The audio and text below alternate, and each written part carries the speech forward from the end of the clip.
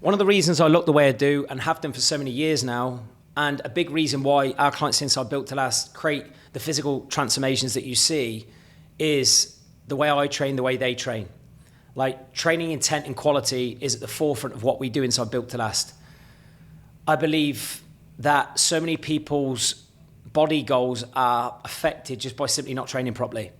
Okay, you can be ticking all the core drivers, the other core drivers, like optimally, food quality, food quantity, your sleep, your water, and think, why am I not changing, getting your steps in?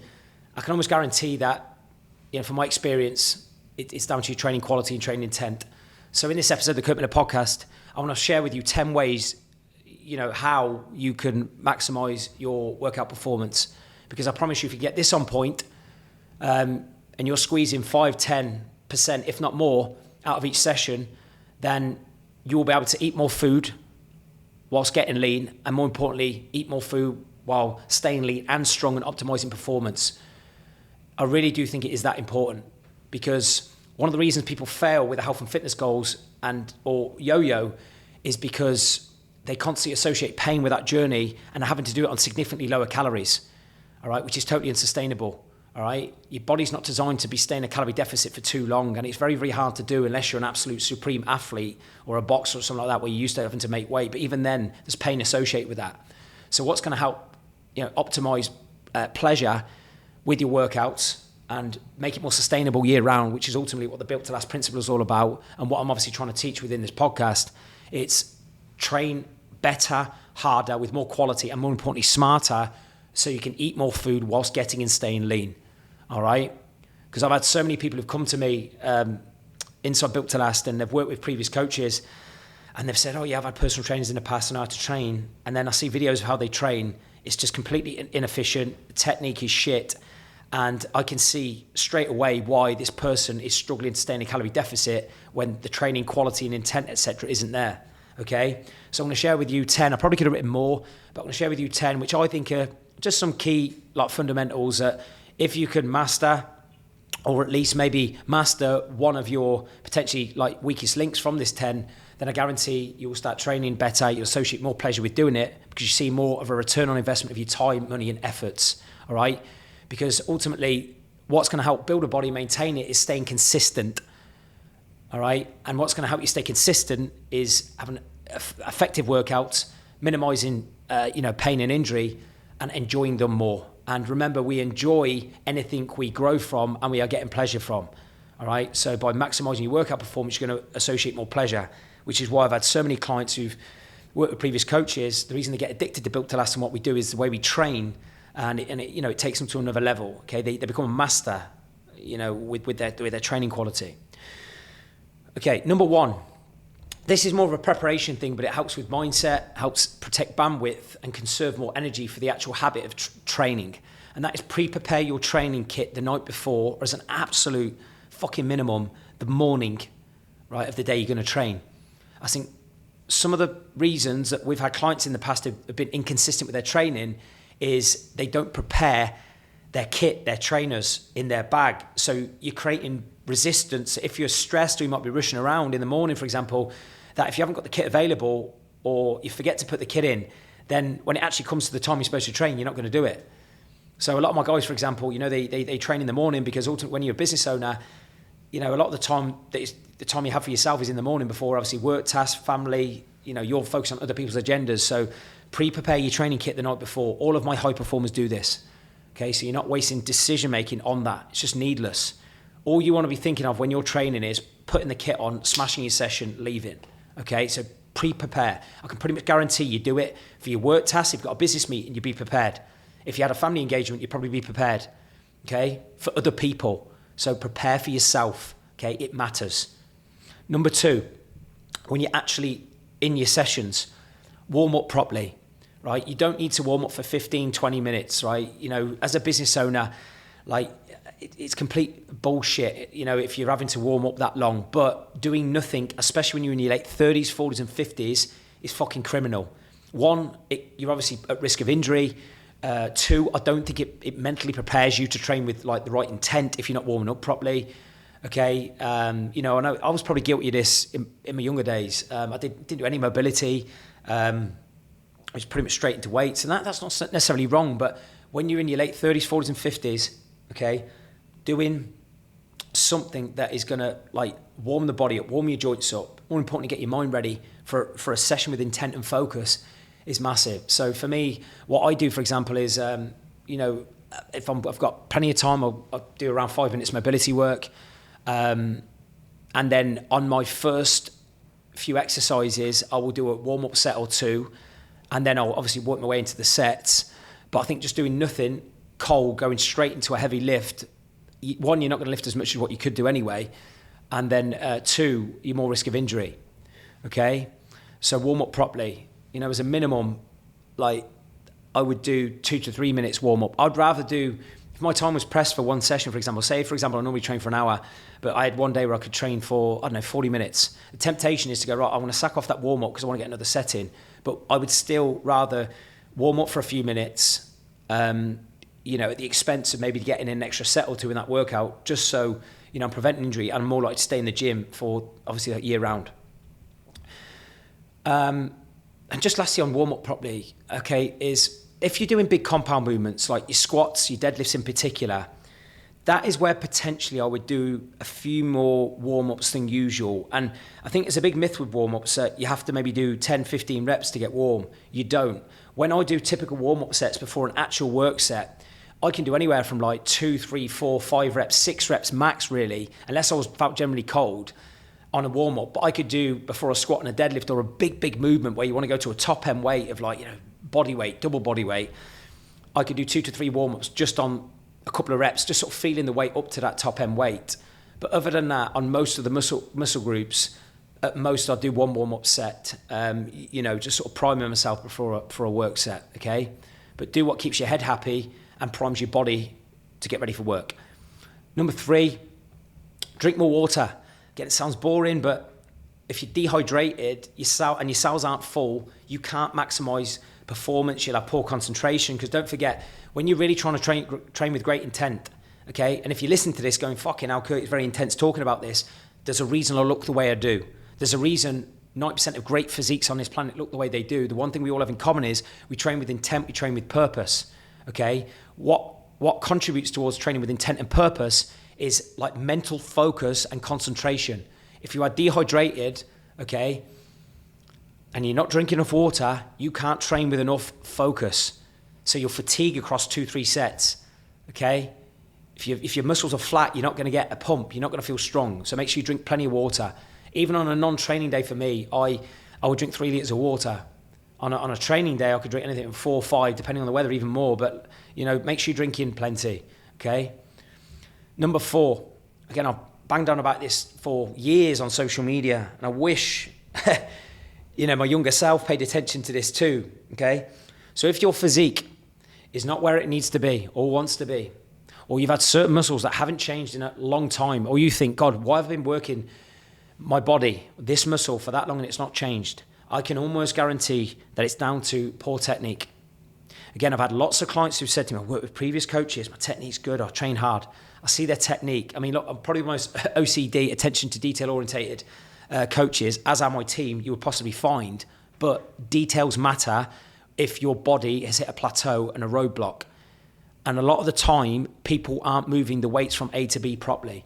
They're just going through the motions in the gym, moving weights from A to B without any thought process of where is this muscle lengthening, where is it shortening, okay? If I was to put a blindfold over my eyes as I'm doing this, would I feel it on the target muscle and muscles intended? Technique is fucking everything, okay? Because you can't master strength if you don't optimize technique first. And simply put as well, you're going to feel better through doing it properly because you're going to see progress, and then you associate pleasure with doing it because you're getting a return on your time in the gym. As an example, I'm not saying I'm like bloody anti-Joshua or pro-boxer by any means, but one of the reasons I have enjoyed and progressed a lot quicker in relation to how long I've been doing boxing is because of like my technique has improved dramatically from my boxing coaches show me properly and then me practicing properly. Of course, I'm a work in progress and boxing slightly different to weights, but it's the same principle. One of the reasons I enjoy going to boxing is because I'm doing things properly. I'm practicing the things that I know I need to be better at, so my technique gets better, so I see progress, and then I associate more pleasure and, you know, more of those dopamine feelings, you know, by doing it. And honestly, if you master technique, your enjoyment in the gym will go to another level, because then you know what you're doing is properly and your body's going to change. Okay, because ultimately you go into the gym, right? Yes, for enjoyment, yes, to get away from work potentially as well, but you're doing it to get a fucking result and to change your body. All right, to build a strong body. Remember as well, even if your goal is to just look a certain way, like every man, woman, right, like owes it to themselves to be strong. If you want to protect your joints long term and prevent bone degeneration, you need to lift weights, resistance with, and to do that, do it with correct technique. That way, as you get old, you prevent lower back problems. Okay. Number 5, this is like fucking criminal in my opinion. Every gym I'm in, if I look at the people especially who are out of shape, a lot of them, they're on the mobile, scrolling, social media, WhatsApps, emails, work calls. I get it. If you're, you know, trying to close a fucking multi-million-pound deal and the only time you can train is, you know, and you're waiting for something, like waiting for a big call, I totally get it, but that's fucking rare. Okay, that's rare. That's going to happen. Stay off your mobile. If you're fucking about on WhatsApp, text message, other people's agendas, etc., emails, you're procrastinating. There's no way you can train with like 100% focus if you're pissing around on your phone, right, before a set. You just can't. It just doesn't happen, right?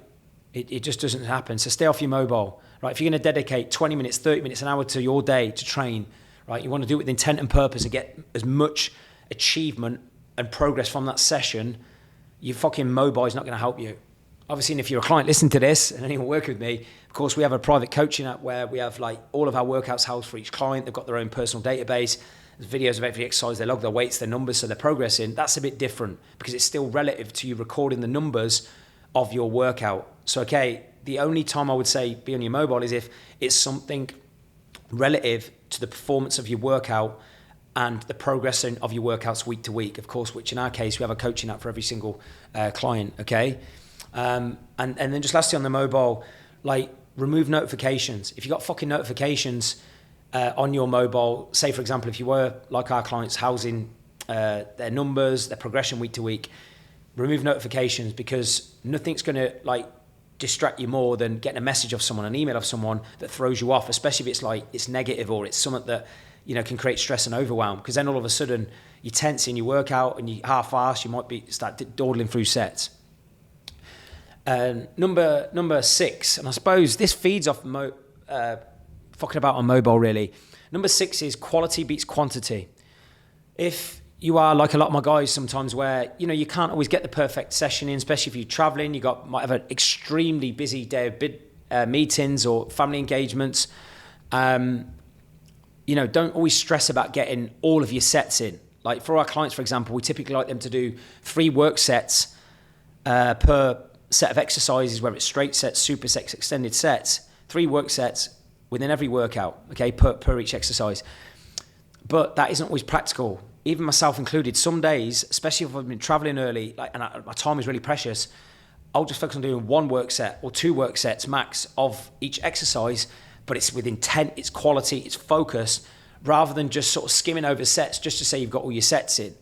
Right, training intent and quality beats volume, because all it is, when you start doing that, if you are ever pressed for time and you think, God, I just need to get all my sets in to get them done, you won't be lifting enough. You won't be lifting enough with enough weight. You'll be skimming over sessions.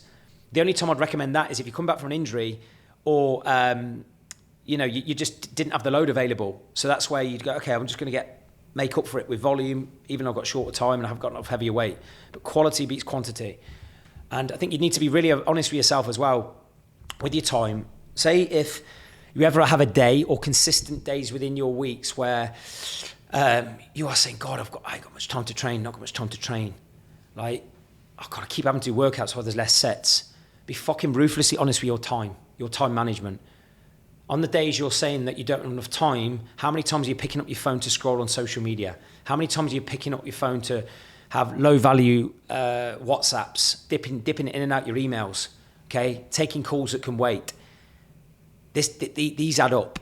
these add up. Whereas if you compounded that time, you probably find that you could have got a full session in. You could have got a few more sets in, especially people in the morning, okay?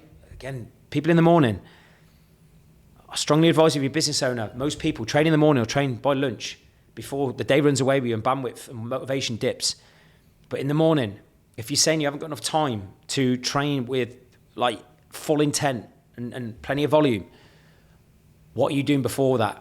Are you picking up your emails? You're focusing on your WhatsApps? And I spoke about this in like productivity episodes, but like be honest with yourself about your time, okay? But if you are genuinely pressed for time, focus on quality instead of quantity.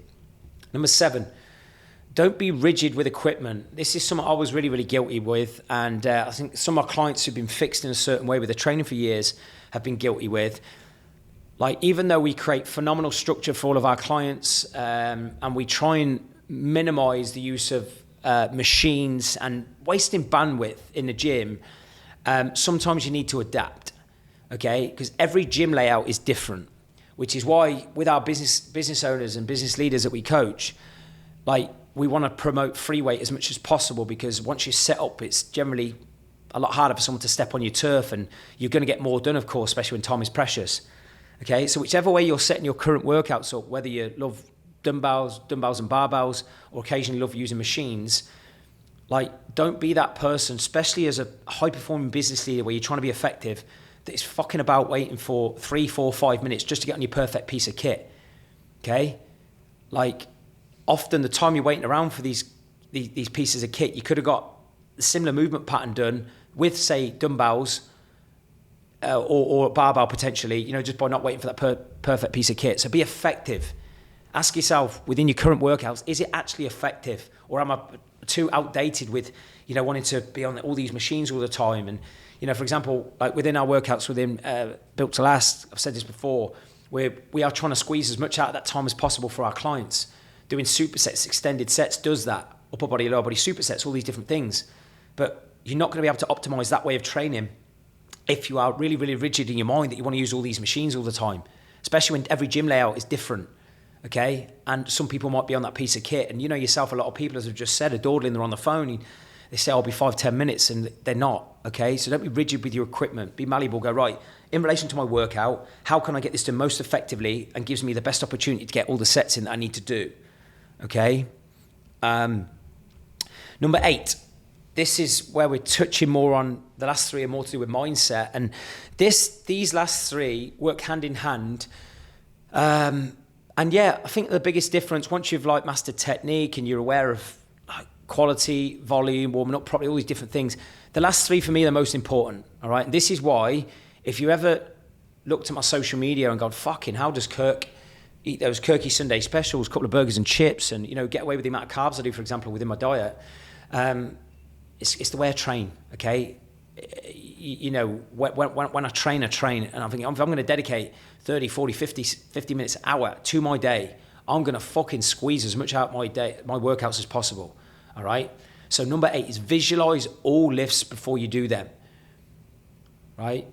One of the biggest flaws I see in gym goers who don't progress or don't lift as much weight as what they could do is they dawdle before they're about to do exercises, especially on compound movements, right? And you've heard me bang on about this on social media before, right?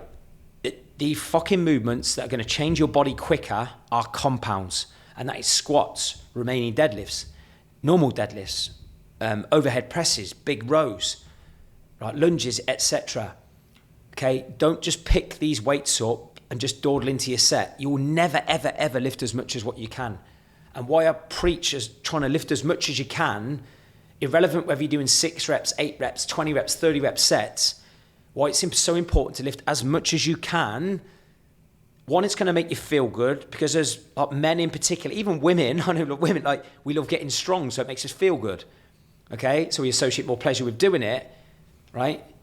But not only that, if you lift more weight, irrelevant of your target rep range, and you're getting stronger week to week, you're going to be able to eat more food and get leaner. Okay, that is why we are massive within Built to Last of making sure our guys, irrelevant if they're in their 40s, 50s, have had injuries, once their technique's on point, we're pushing them to lift more. Okay, because getting strong causes a lot of problems. But what prevents people from getting strong is not visualizing their lifts before they do them.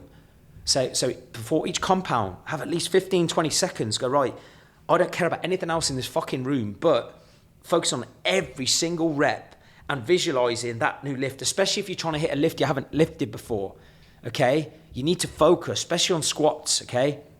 Visualize a lift, then just viciously execute, all right? Remove distraction. If someone's trying to talk to you before you fucking set, like, tell them politely to fuck off. You know, if it's affecting your time and focus in the gym. Number 9, again, I've just said the word multiple times, and my clients will tell you when I do some live workouts within the program as well. And again, just to stretch the intensity and lead by example, but they'll say the word they say all the time is focus. Think of other areas of your life that you are successful, that you're a master, and you get a return on your investment of time. I guarantee you are focused. You are fucking laser focused, all right? So, like, if you are focused in one area, you can do it in this area. But before your lifts and during your lift, number 9 is focus and concentrate. It's so easy to drift off during a set, get distracted, all right? I know it sounds a bit extreme. I imagine I've got a fucking gun to my head, okay? And I'll go, right, whether I'm lifting 1 rep, 2 reps, 10 reps, I'll just focus and concentrate. And all those little reps, all those sets, each session, week to week, month to month, if you're like lifting with more focus and concentration, lifting a little bit more, then think of the compound effect of energy output, which means you can eat more food, and also the emotional growth that you do from that. Because remember this, as I've said before, one of the fastest ways to expand your identity, right? Because ultimately, if you're trying to change your body and you want to look better, you're trying to expand how you see yourself and describe yourself. And one of the fastest ways to do that is to violate what you thought you could do physically. Then you grow mentally from that, then you condition it, and it just becomes who you are. And then that's how you get that body and you keep it. So focus and concentrate harder in your sessions, right? I've never worked with a client, even some top guys, who I haven't squeezed out 10, 20% more, all right?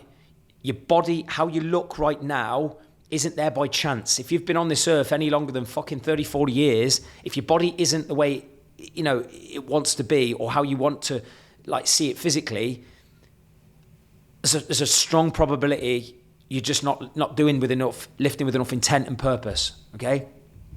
Then lastly, I suppose I've, again, covered these last 3 sort of roundabout kind of way altogether, but it's just more of a mindset thing, really. Never leave a set or a session knowing you could have applied yourself harder. Do everything with intent, right? And of course, there might be bigger guys in the gym. Might be more experienced people in the gym. So what? No one can take away your work ethic, your mindset, okay? As I say to all my clients, be the hardest worker in the gym, okay? You create your own look, right? By default, your body will progress quicker. It will take care of itself over time if you had that mentality, right? Every time I go into a gym, I say it to my clients, like, just remind yourself why you're doing this, who you're doing it for, who needs you at your best, who needs you strong. Why do you need to be strong? Why do you need to see yourself more confident? Why do you need to be physically fit? All right? What would it mean? But what's going to help create that is never, ever leave a set knowing you could have applied yourself harder. And it doesn't necessarily mean doing a PB every set. Sometimes, say if you're coming back from an injury or you're working around an injury, applying yourself harder is still making sure that, again, I'm lifting with focus and intent, and I'm doing the best I can, even with that injury. I'm doing the best I can, even if I haven't got the optimal kit, but you're still applying yourself. I think high performers in everything they do, they apply themselves, right? They take responsibility for everything they do, everything they lift, okay, and for all their decisions. And 2 questions to finish. Number 1 is, do you feel confident that your current training quality will create the body you want to have? It's a yes or no question. Do you feel confident your current training quality will create the body you want to have? Number 2, what do you need to stop doing within your workouts, your exercise routine, but your workouts in particular, and what do you need to start doing with your workouts to progress faster, right? Is it something from my list? Which one stood out most, right? What do you need to stop doing? I think for a lot of people, it's fucking about with the phone. I think for a lot of people, what they need to start doing is concentrating harder before and during their set, right? Because the more you can do that, the quicker you'll progress. And ultimately, if you're going to dedicate 3, 4, 5 hours a week in the gym, whatever your thing is, or how much time you're going to dedicate, you want to see a return on investment. What's going to do that is maximizing your performance. Okay? And quote to finish, again, I might have said this during the talk, when you work, you work. When you train, you train. Don't mix the two. Okay? Too many people are dabblers, you know, and I've been guilty of this too during work, where you're like, okay, I'm working hard 10, 12, 15 hours a day, but you're picking your phone up every fucking 20 minutes. All right? You're not working with the right intent. Same goes with your training. Okay? Value that time. Like, give yourself the gift of that time and focus. Okay? The way you give your time and focus to other people. As always, very, very keen to hear your biggest takeaways from that. Please don't hesitate to reach out to me on social media, leave your comments, share with anyone who needs to hear this, and I'll see you next time.